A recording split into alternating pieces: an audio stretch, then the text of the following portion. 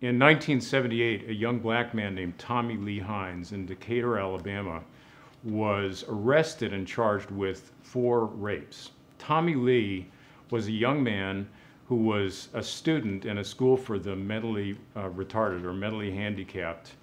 And he was a skinny little guy. One of the women that he was accused of raping weighed over 200 pounds.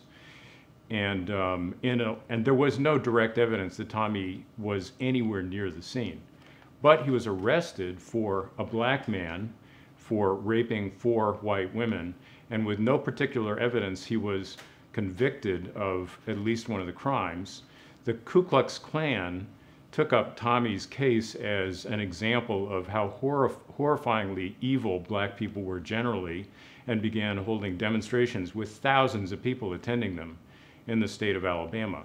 I lived in Birmingham at the time, and my friends and I helped to organize a demonstration against the Klan when the Klan came to Birmingham to demonstrate against Tommy Lee Hines. So we were there to counter demonstrate, to oppose the Klan.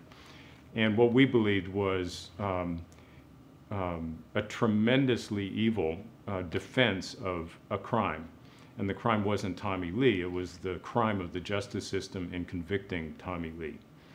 So I remember standing on that morning in front of the Birmingham courthouse in front of a crowd of probably 1,000 very angry people, overwhelmingly black people.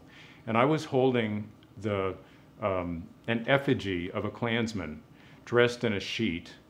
And a friend of mine, Train, who was a steel worker, doused the effigy with lighter fluid, and then somebody else in the crowd lit it on fire, and I held it up about 5 feet away from Don Black, who was the Grand Dragon of the Alabama Ku Klux Klan. And I felt like, man, this is an incredible experience. This is what I should be doing with my life. I should be taking a stand against evil. It was only many, many years later that I heard for the first time that my own great-grandfather, Will Rice, in Texas in the early 1920s, was both a Baptist preacher and a leading member of the Ku Klux Klan in Texas.